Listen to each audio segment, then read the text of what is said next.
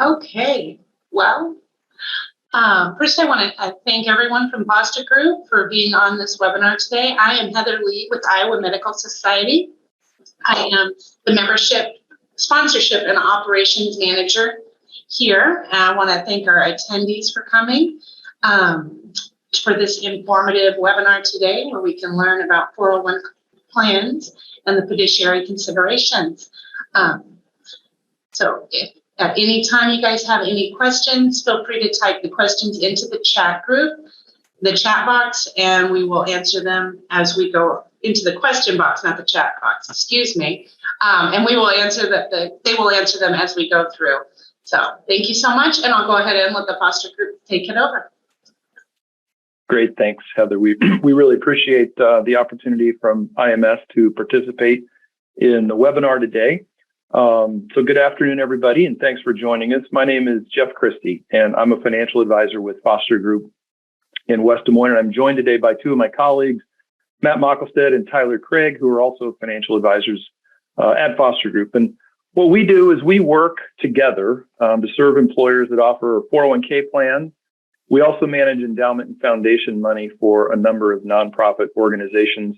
And Foster Group also serves individuals. We have a number of other advisors that work with individuals too. And so we really appreciate this opportunity to join you today to talk about one of the things that we're really passionate about at Foster Group, and that is 401k retirement plans. So today we're going to talk about fiduciary considerations for plan sponsors. And so I suppose I should begin by just giving you a little bit of a definition of what a fiduciary is when it comes to plans. So a fiduciary is just a person or an organization that acts on behalf of another person or persons, putting that person's interests ahead of their own, with the duty to preserve good faith and trust to act in the other's best interest.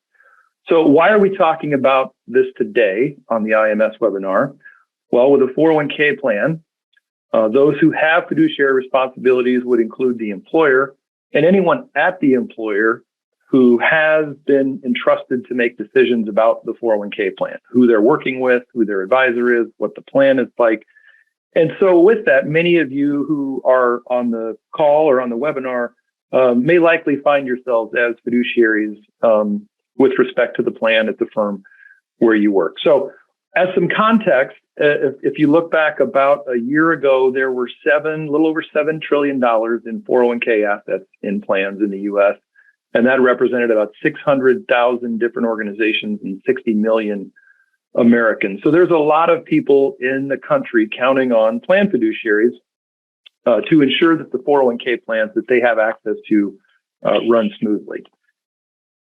So because these plans that we have offer tax advantages for both the employees that participate in the plan as well as the employers who offer them, they come with this certain level of fiduciary responsibility for like I said, the employers and those at the firms who have decision-making powers. They have a certain level of responsibility. So unfortunately, many employers either aren't aware of their responsibilities, or they may only be partially aware of some of their responsibilities, and they may not have engaged with professionals to ensure they're meeting these fiduciary responsibilities to make sure the plans run smoothly and they avoid issues with the DOL or the IRS, or even in worst case scenario that their plans get disqualified. So I have been in the retirement plan business for almost 30 years now, and I've seen a lot of plans that have lacked good fiduciary processes. So I want to begin with just a client story that I'd like to share with you. I had a small business that came to me, and this was several years ago, and they wanted to move their plan. They weren't happy with the provider who they were working with. And it was a small business that had a few key employees, and generally, a key employee, by definition, is anyone who's making over $180,000 or is a 5% or greater owner. So we began our review, and I requested all their plan documentation, and know that when 60% of the assets in a 401k plan are held in the key employee's account, then the plan is considered top-heavy. And when your plan is top-heavy, you have to make certain contributions to the non-key employees. So based on the makeup of their firm, I assume the plan probably was top-heavy. So I asked them to share their documentation with me. We reviewed things. And when I asked them if the plan was top heavy and if I could see a copy of their top heavy test, they said, "What is a top heavy test?" And so that obviously raised red flags. And so we ended up discovering through the process that their plan indeed was top heavy, but the top heavy test had just never been done before. And so they were working with a small provider. This just had been missed. It hadn't been done. As I said, it was top heavy. And the end result was that they had to hire an ERISA attorney to work with to get a DOL opinion letter to get the plan back in the good graces of the DOL. In addition to the legal fees that they had to pay for that, they had to pay penalties, and they also had to make additional back contributions that they hadn't been making. So if these fiduciaries of this particular plan would have had a better oversight plan in place, then this probably wouldn't have ever happened. So the point of our conversation today is to hopefully just share some things with you to look for with your 401k plan to hopefully help you avoid problems with your plan down the road. You could jump to the next one there, Tyler.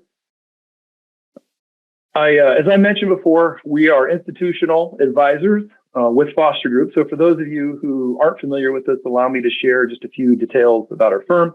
We are headquartered in West Des Moines. We're an independent, fee-only advisory firm, and we've been helping individuals and families and organizations pursue financial success since 1989. Earlier this year, we went over the threshold of advising on over $3.4 billion in assets.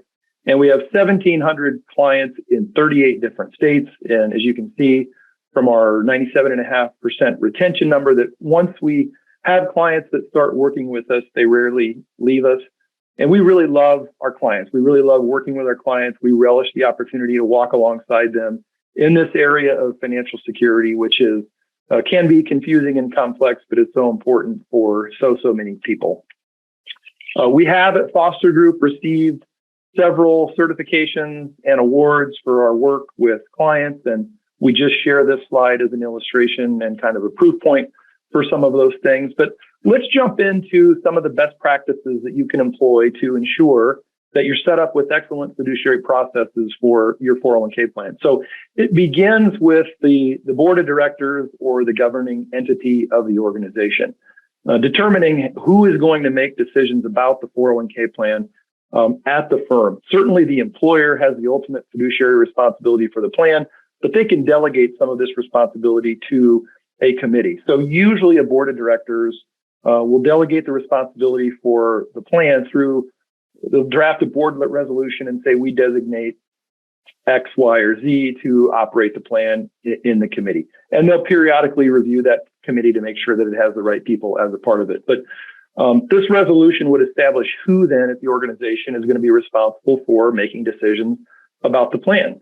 And you can name specific individuals by name to be on the committee. We typically recommend to clients that they name certain roles. So for example, the board resolution may say we give the decision-making authority on the 401k plan to the CFO, the director of HR, and the VP of finance, or we give it to the shareholders, or larger organizations that might say we give this decision-making authority to a finance committee if they have a larger committees. But that way, by naming an actual entity versus or position versus a name, if somebody leaves, you don't have to redo the resolution to determine who is on the committee or who has the decision. And a question we often get is, well, how many people should be on a committee? And you can have as few as one person on a committee legally, and we have some small clients that's the case. So you can have as few as one. I would say with smaller employers, less than 100 employees, generally it's something like 3 to 5 employees. And like I said, larger groups may have a committee that they name, but generally it's somewhere in the neighborhood of 3 to 5. So once you get your committee established, and then we're going to ask, what are the actual duties that this group possesses? So we list 5 things here as far as what fiduciary duties are. First of all, they have the duty, and we're talking about the committee members here, they have the duty of loyalty, meaning they have a duty to act in the best interest of the plan participants and the beneficiaries. Secondly, they have the duty of exclusive benefit, which is related. It means that they need to act for the exclusive benefit of providing benefits to the participants and the beneficiaries while defraying reasonable expenses of administering the plan. So they need to have an eye on the expenses as well. Third, they have a duty of prudence, meaning they need to act with care, skill, diligence, prudence, in a way that they think a person familiar with such matters would act. So even though they may not be an expert in financial services, they need to think about how an experienced and knowledgeable person in that area of expertise might make decisions about a plan.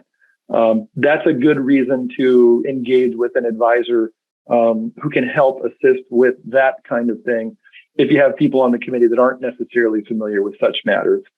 Fourth, they have a duty to ensure the plan assets are well diversified, and that can be accomplished by offering a variety of different investment options. Most plans today, although not all, I still see some that don't have appropriate diversification, but most will have growth funds, value funds, large cap, small cap, fixed income. Most plans today have a variety of choices for people to choose from. And then it's become very common in the last several years that there's also a do-it-for-me type of option where there are either model portfolios that allocate the contributions to a mix of stocks and bonds, or what are called target date funds, which is similar to a model, but it ties the contribution to a fund that is sort of set for a person who's going to retire in a certain year. And then fifth, it mentions documents. They must follow the plan document. The fiduciaries have to consistently apply how the documents work for the plan. So, for example, if a plan says that you're going to enter the plan as a participant after you're employed for 3 months, you can't waive that restriction for a new hire, simply because you like them or they try to negotiate that when they get hired. Well, can I join the plan sooner? The fiduciaries have to operate the plan in accordance with what the documents say. There are some things that they can change, and the committee, we'll get to that in a minute. That's one of the powers that the committee has. So if you look at, once we can understand what the committee's fiduciary duties are, then what can they actually do? And I mentioned what powers they have. So this mentions a few of those things. And the first one I mentioned there is amendment. So if there are changes that need to be made, or if the committee decides they want to make, such as changing the eligibility, maybe revising the match provision and how that works, perhaps changing how frequently people can change their contributions, the committee does hold that power to be able to amend the plan and make changes. The other power they have is to appoint and to remove trustees. So, a 401k committee doesn't have to have a set term for a committee member. There could be people on the call who are parts of nonprofits and you're on a board and you have a 3-year term. The 401k committee doesn't need to have a set term. But if an employee leaves the organization who is on the committee does hold the power to replace that person. And then thirdly, the committee has the power to approve investment vehicles that are offered in the plan. So there's basically 3 ways that a 401k committee at an employer can go about that. They can take on that full fiduciary responsibility themselves.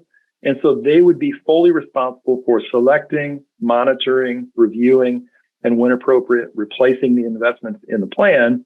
However, most employers don't want that responsibility. They're not in the financial services business. They're not even sure how they would go about picking the funds. They are not sure how they would go about comparing whether or not those funds are performing well. And so I would say the much more popular thing in today's age is to hire a 321, what's called a 321 co-fiduciary or a 338 investment fiduciary to assist them. Basically, a 321 does all of that type of work with the committee. The committee still retains the actual ultimate responsibility for picking those funds, but they have a professional helping them. What a 338 investment fiduciary does is basically the committee hires a 338 to do that work for them. So it lessens their fiduciary responsibility with respect to the investments. At Foster Group, we have clients that we can serve in either capacity as a 321 or a 338 investment fiduciary.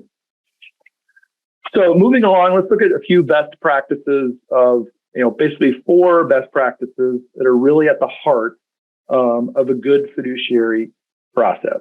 Hey, Jeff, we had a question come in. Yeah, go ahead. You're talking about, advisor roles and all that. And you had a question, does Foster provide both investment advice and record-keeping services or just advice? Yeah, good. That's a good question. So we are not a record keeper. We are an investment advisor. So we do the advice piece where we work with the plan sponsors to select the menu for the fund or for the plan. And then we also work with your participants to give them advice on what the best investment option for them is. We partner with other firms that actually provide the record keeping services. So locally, everyone's heard of Principal Financial Group. They're a huge 401k record keeper. Fidelity, Vanguard, Empower. There's a number of different firms that are big in the 401k space. I guess side note comment about that is from an industry perspective, that is a consolidating industry. So they're becoming fewer record keepers. And so the larger ones are getting larger and some of the smaller players are kind of going away. But hopefully that answers your question. We are not a record keeper. Thanks for pointing that out, Matt. So the best practices then, we mentioned basically four principal best practices to have good processes in place. So number one, have a well-organized and effective committee. And your committee should be staffed with, it's called qualified individuals. Well, what is that? That can be a pretty broad spectrum. Likely it's, you include the CFO, you include a VP of finance, you include an executive, you can include the business owners. It's pretty broad, but the rule says it just needs to be staffed with qualified individuals. You wouldn't want to have a 401k committee and staff it with, people that really are very far removed from the type of work being done with a 401k benefit.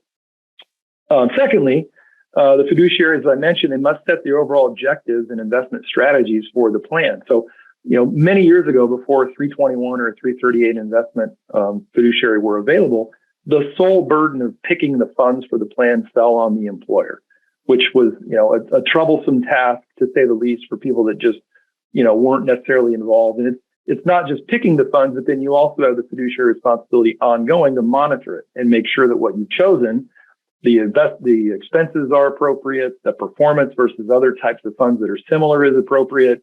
And if something falls below favor, you're making decisions to change the investments. And so that's fully the responsibility of the committee, unless they hire a 321, like I said, co-fiduciary, where they still retain the ability to make changes on their own with that particular arrangement. Or what's become probably most popular in the last several years is to hire a 338 investment fiduciary who they really offload that responsibility. So, and I should make note, when you hire a 338 investment manager or investment fiduciary, you're not completely absolved of your fiduciary responsibilities. Ultimately, the board of directors and the committee still have responsibility for the plan, but what the committee is responsible for shifts. They're no longer the ones responsible in the 338 arrangement to pick and monitor and change the funds. The 338 is. The committee is now charged with ensuring that what the 338 is doing it is appropriate and there is a process in place. So they go from really doing that work themselves to making sure that the 338 is doing it on their behalf. Obviously, that requires regular communication and meetings to go through what is being done on behalf of the employer in that type of arrangement. And then it mentions plan costs, thirdly. So the fiduciaries have to ensure the costs are appropriately allocated between the employer and the participants, and that all the costs incurred by the plan are reasonable. So some employers will pass all the costs on to the employees. The bigger a plan is, the more assets there are in the plan, the easier it is to do that. Many employers, many small employers will pay all the administrative costs themselves.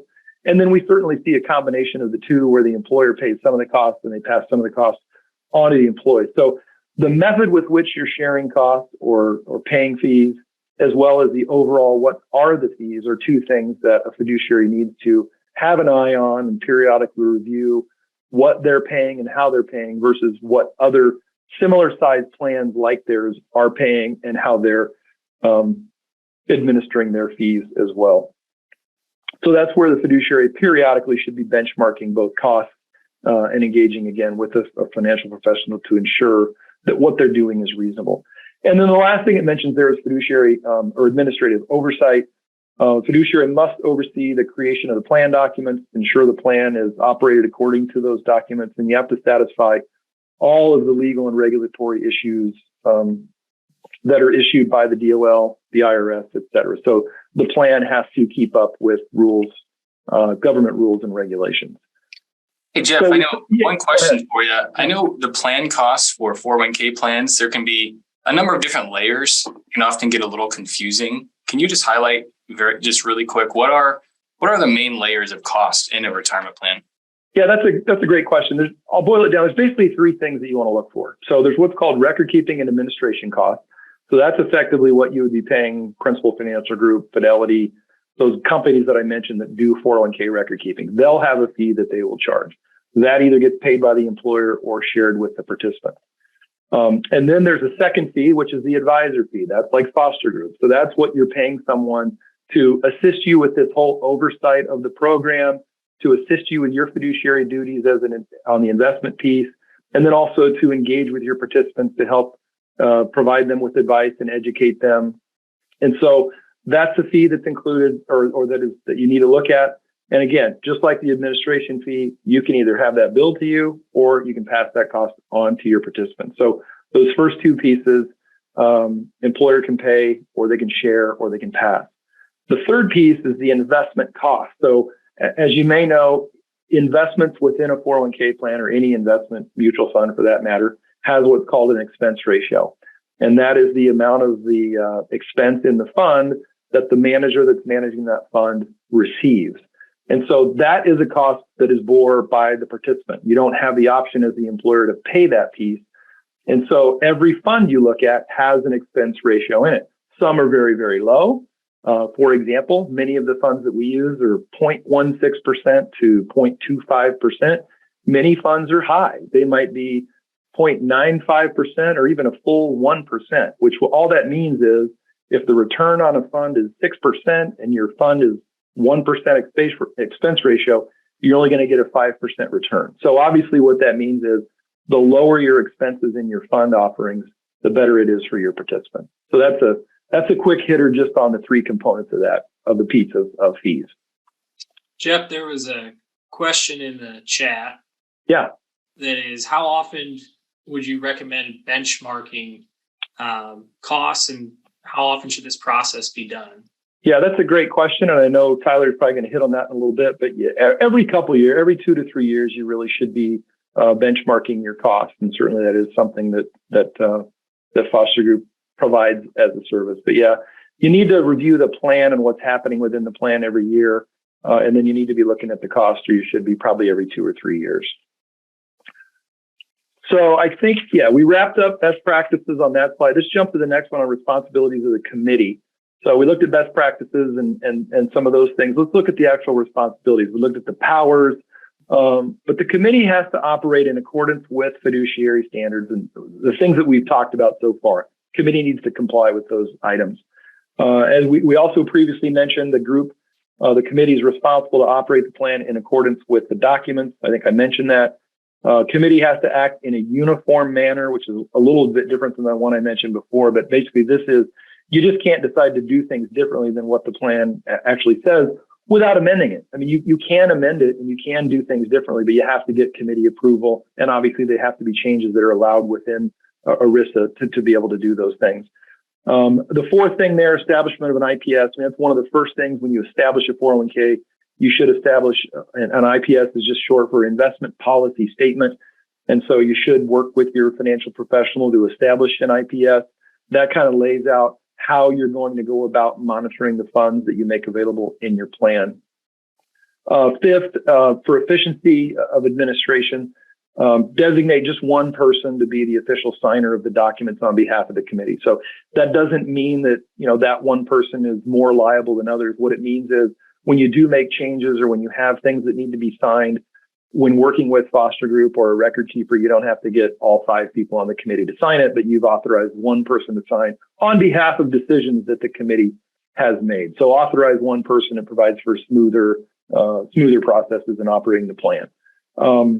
Tyler, who is on the call, I just mentioned him a little bit ago. We do a lot of review meetings with clients together.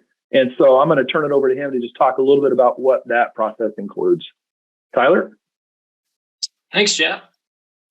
So Jeff's covered who should be on the committee and what duties and responsibilities you have to fulfill. But you're probably thinking, well, what do we actually need to do to execute on these responsibilities?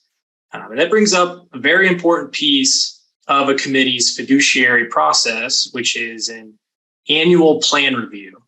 And you can think of this as an annual benchmarking exercise to identify and review every aspect of the plan and see what's working well and what areas of the plan might need to be addressed or improved upon. And at Foster Group, we will help each of our clients conduct a plan review annually. And there's really 4 major areas that we help walk through, review, and discuss. And it all starts with an economic and market review. So it's important to have a full understanding of what's gone on in the economy and the investment market at large recently, and compare how your investment options in your plan are performing relative to those areas at large. There's constantly going to be legal and regulatory changes that occur over time. And so it's always important to take time, make sure that committee members understand all of legal changes that have occurred, what those updates bring, and how it impacts your retirement plan. And this can be a good time to discuss whether new options that are available or trends that we're seeing in the retirement plan industry could be implemented or adopted by your plan. One of the major areas that's covered in this meeting is the plan health review. And this is typically a very large and data intensive portion, but there's a record keeper.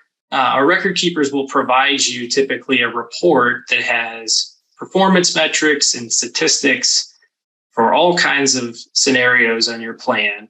But really going through that report, what we're trying to identify is the plan working well?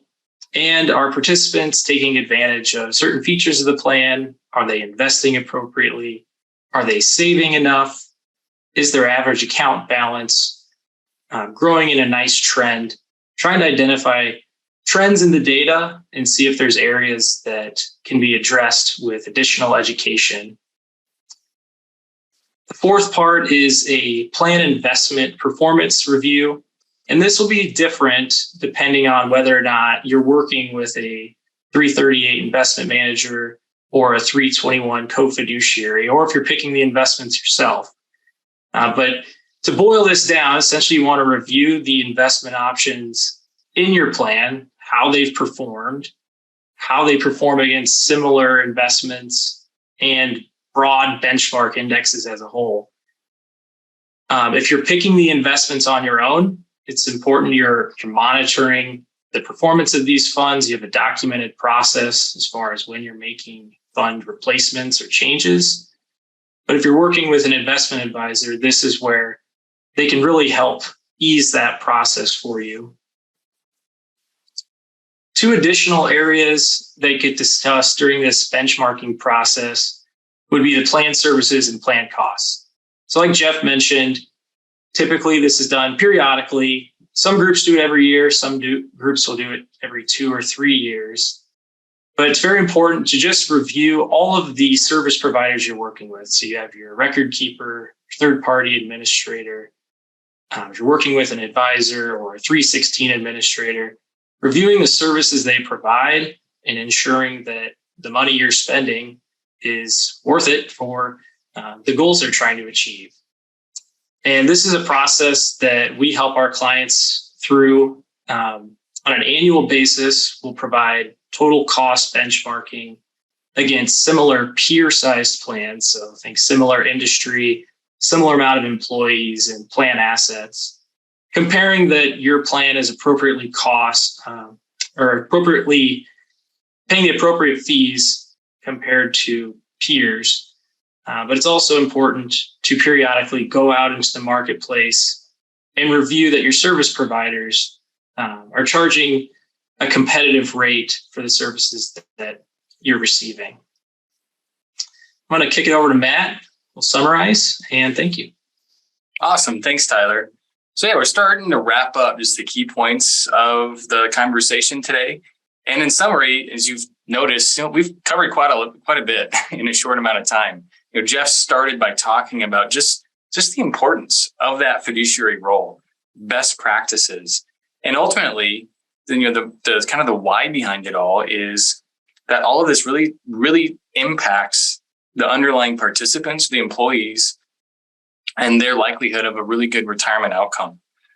So Jeff talked about those pieces. Tyler reviewed the annual process and the benchmarking, a really important piece to a retirement plan. And when you think about all those together, there's a lot of different items and a lot of different pieces. And one thing that's always part of a good retirement plan is a good process, making sure they have a good process in place, clear responsibilities on who is to execute on those processes, and then documenting those actions along the way. And as we've talked about this, the retirement plan is it's made me think a little bit about what my wife and I are going through right now as we're doing an addition on our home. You can think about any sort of home building experience. There's a lot of moving pieces. You have different professionals underneath the hood, electrician, you have a plumber, the cement, siding, all of that different stuff. And what a contractor does is they come alongside that homeowner, they develop that plan and process up front, and they manage and make sure all those professionals are doing their job underneath.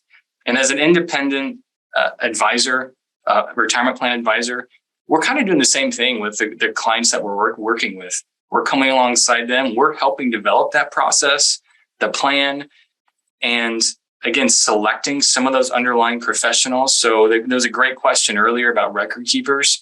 We're not record keepers ourselves, but we work with a lot of them. We know, where does an Empower principal, what are they good at? And we align those sorts of providers and we make recommendations. We do a due diligence process and help, again, with managing just the many different pieces.